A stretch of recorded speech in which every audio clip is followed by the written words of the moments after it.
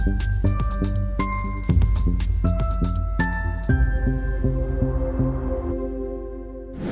I'm Alex. I'm founder of Nocode Hackers and Minimum.run, and we started Nocode Hackers like 3 years ago with the desire to empower people that are non-technical to actually create using no-code. So we create courses in Spanish to educate these students, and then we discovered that we can actually create those projects inside Nocode Hackers and started this agency part to serve our clients that we were saying no until before.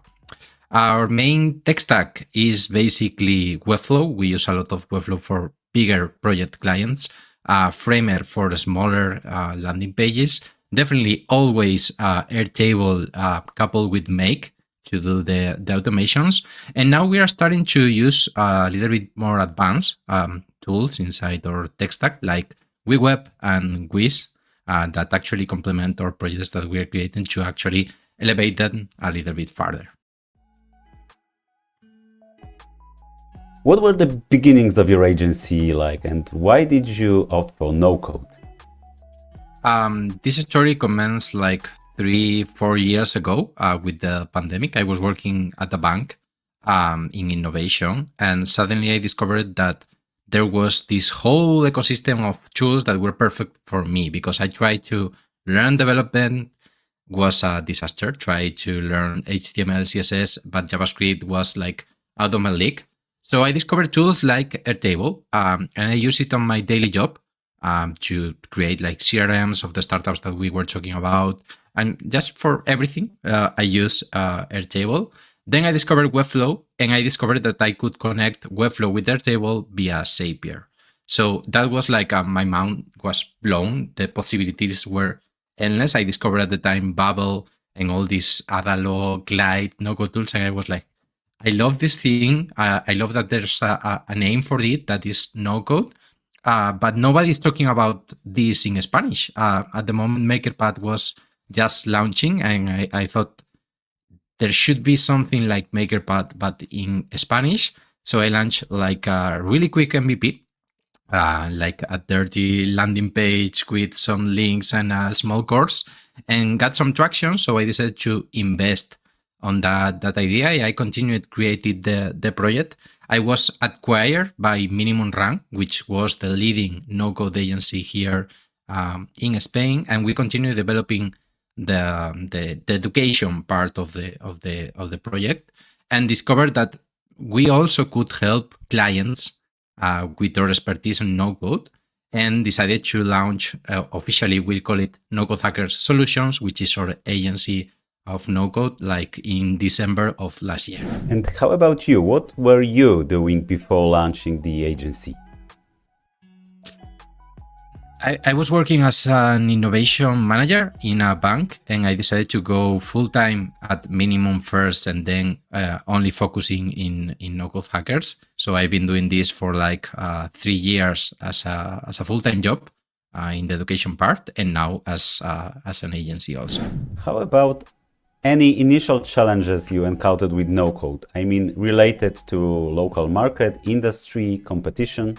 In Spain, the no-code market is practically non-existent. So the main challenge that we are facing is that we are creating the market at the same time that we are exploring the possibilities. So it's difficult to get clients if the clients actually don't know that exists the possibility of using no-code and saving time and creating faster prototypes or bigger projects. So the main challenge is to educate, and that's why we started creating the educational part to actually teach people, hey, this is a possibility. You can go this way whenever you want some more flexibility or some more rapid testing. And we had to do that job for like 3 years until the market started to realize, hey, this is a viable option. And that's the point that we are now. So that's why we're creating the agency.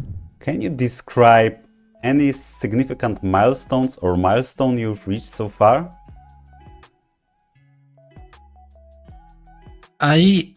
would like to say that the name of the clients that we worked with, but unfortunately we have an NDA signed with them. But we help two major corporations here in Spain to actually launch two big projects internally to validate with customers that they were quoting them like 40,000 euros and like 6 months to actually launch the first version of the MVP.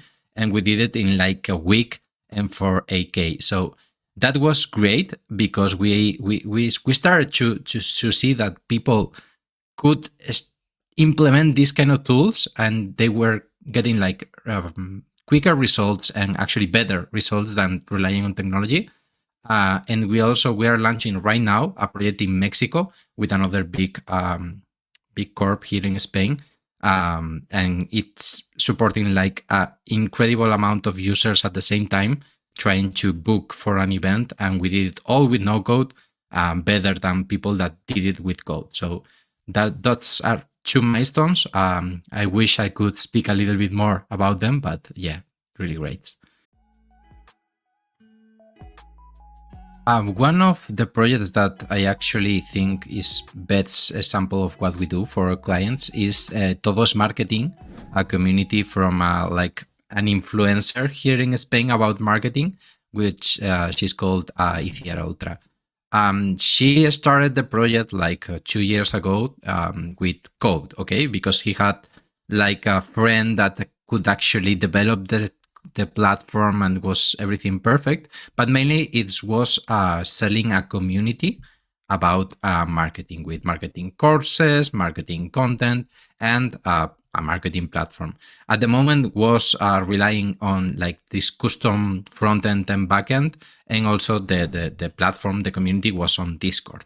So the challenge that we actually had is how can we help Ethiar to make changes to the website, to the platform, and to give her like the opportunity to actually be in control of the tool, because she was needing that assistance for every single little change in their website.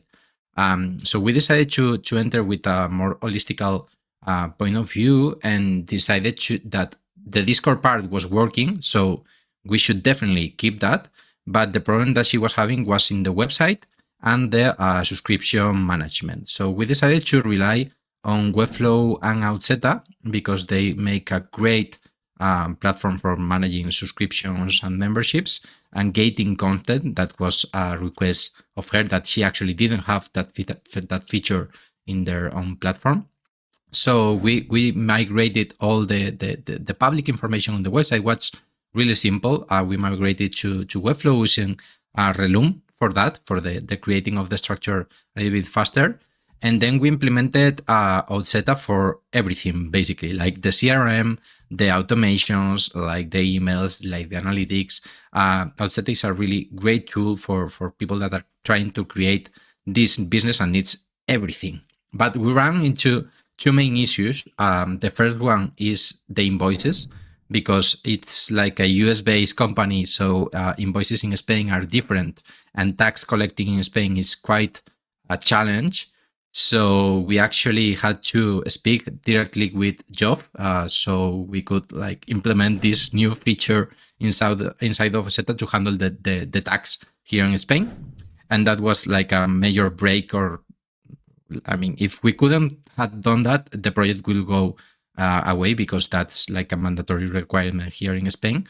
And actually the migration from the custom build platform to Outseta was quite a challenge, because we needed to migrate the actual subscriptions, keep them at the same price, but making the experience seamless for the users. So we actually used the help of Geoff and the Outseta team again. They help us a lot with a custom build tool that actually takes all the data from the Stripe that she had, and then migrate it to Outseta, so Outseta can handle the subscriptions. And for the users, it was really transparent, because we launched the platform and say, hey, this is your account, just recover your password and you're in. So at the moment, she has control over the platform, over the copies, over the pricing, over the communications to the clients, and she's actually trying to continue developing the tool by herself without needing anyone. No technical people, even not us. With that, we can collaborate to expand further the possibilities. But the idea is that she has control and she has the ownership of this community. From your perspective, how has no-code changed the way we create software compared to traditional software development? From my point of view, it's not a question of how it's changed the development. It's about who can actually develop. With every new technology comes a new development in the society that we are living. And until now, it was very, very difficult to find people that had the ability to communicate with computers. We call them programmers and all of these people that study a lot, and that is really hard to actually understand how to talk with a computer to do whatever you wanted to do. And with the advent of no code and suddenly with the apparition of AI, now it's possible for everyone to actually create anything that they have in mind. So for me, that's a big impact because people that were frustrated and that felt that they actually couldn't do it, that I could never create an app if it wasn't for no code, or maybe I could never thought about automating this process that is taking me like an hour a day if I didn't know how to code. Because these tools give you like superpowers and actually give you the ability to believe that you can create. And that for me is transformating because it can elevate from only the IT people creating software to anyone basically could be a developer if they invest the time enough. Could you give us an example where no-code offered a distinct advantage over the traditional software development from your experience, from your projects, from your clients? I have a nice story with the bank that I was working. We were like trying with the startups to actually launch MVPs of their products.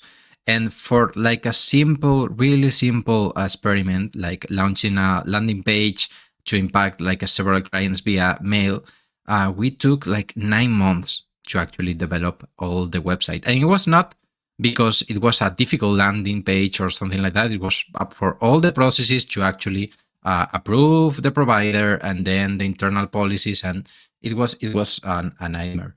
So 2 years later, I had the opportunity to help them create an MVP for another project, and we did it in a day. So instead of 9 months of developing, we had a rough concept of what they wanted in like a day, and then we will refine it like over the course of 3 months, but because of internal policies, not because the product was not ready. So like the technical part of the product was a day instead of 9 months. So I think that exemplifies the power that Nocode has, that we don't need to create this big project and the requirements. We just go and build it, and then it's ready, and you can actually launch it to your clients and save a lot of time and obviously a lot of money in the process. And what are the common misconceptions about no-code that you encounter, and how do you address them? The first one is that no-code is cheap. And I totally disagree with that, because we are not cheap. We're actually quite expensive, depending on the project that we can do, but we are actually faster creating it, and that's why we're cheap. So we create faster, so we spend less time creating the projects, and that results in a faster project. But that's not the big win for no code. Is what happens after. You don't have maintenance, you don't have vulnerabilities normally, you don't have to update plugins, and the main thing, the client has control over the project. And that's like the key thing that no code allows, to empower the non-technical people of these large companies, small companies, startup, to actually make changes, to actually evolution the product, and not relying on the backlog of an IT company. And the second limitation is actually a real limitation, which is how these tools have intrinsic limitations on what they can do, what they can't do. They're actually evolving, and tools like Webflow, for example, has evolved a lot since we started implementing Webflow like 3 years ago. For example, localization before was impossible to do right in Webflow, and now is native. But there are still some limits, especially when the client wants something that in WordPress, for example, is really simple because there's a plugin. In no code, sometimes there's not that ecosystem of third-party developers creating apps, like for example, FinSuite does, to enhance Webflow. And I think the whole ecosystem is going that way, the way of actually jump that limitations with third-party developers and actually try to extend more than the actual internal tool and the internal product team can do. But I think at the moment there are some projects that just no code is not the right tool for the job, and coding is actually better. We had a client that we offer the same product done by no code and done by code, and in budget was more or less. It was cheaper with no code, but not by much. But we actually gave the client the possibility to make changes, and they decided to go with the coding because they had a clear image of what they wanted to build. So the limitations of no code were a big no for them.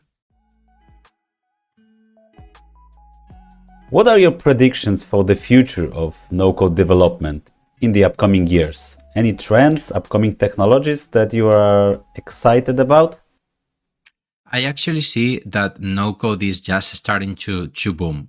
Maybe in the States is different, but in the Spanish, the French, the German, the Italian market, no code is starting to actually be considered as a serious option for developing. So I think that in the next 2-3 years we will see a lot more no code developers job offers, a lot more projects of people that are specializing in a tool. That I think that's the best way to actually start your career as a no-code developer, to pick a tool, get like really deep into the tool, and then offer your services. And I think that there's a lot of space for people to actually transition from, for example, only designing to designing and development, and don't need to rely on other people to actually like do more complex projects. I actually think, and this is more like a far prediction, but I guess that no-code tools are getting better. They're getting a lot more features. They're getting more robust, and tools like WeWeb and Flutterflow that has the opportunity to actually export the code and import code and actually develop inside the tool when you find a limitation will have the upper hand. Instead of other tools like Babel, for example, that is more like a closed environment, and that's great. But I don't see enterprises adopting Babel for their development because of the requirements of security and privacy and data that I think is a great barrier. And obviously AI is here, and I think it gives us superpowers because whenever we need that little bit of code to actually do what we want, we can just ask ChatGPT, Gemini, or whatever, and these tools are actually implemented. For example, WeWeb has a great integration to actually transfer data, which is like the main use that I use to actually change, for example, how a data is displayed without actually getting to know the deep roots of JavaScript. And I think that will actually change the game because we can actually call ourselves developers and actually develop like anyone could do great products. And what advice would you give to aspiring developers that are interested in the no-code space?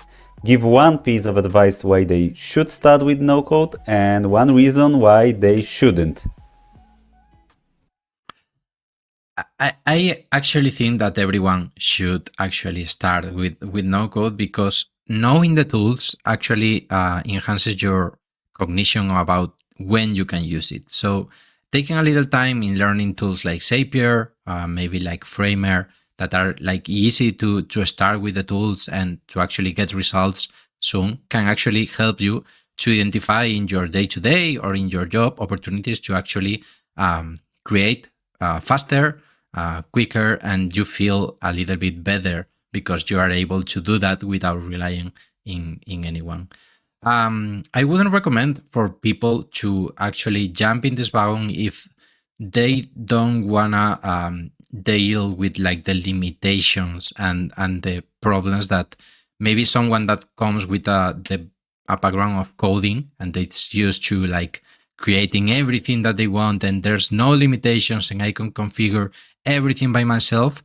No code is not that way. So either you start to embrace that kind of mentality, or you won't be happy and you will see only the limitations and the negative part of these tools instead of relying on the best part. For me, the best example is Flutterflow, which is an amazing tool, but if you take it with the developer that is used to control every little detail of how the code looks and works and feels, is not for you, because you get lost of the bigger picture that is actually creating products that help people, and you instead focus on the technical part, which is perfectly fine, but it's not what we suggest that you focus on.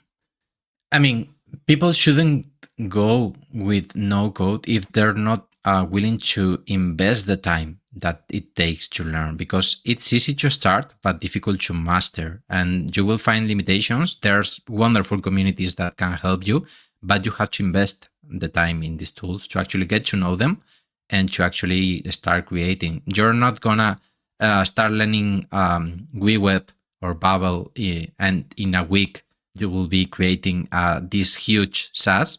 You have to actually invest time and take to get to know the tool before creating actual products.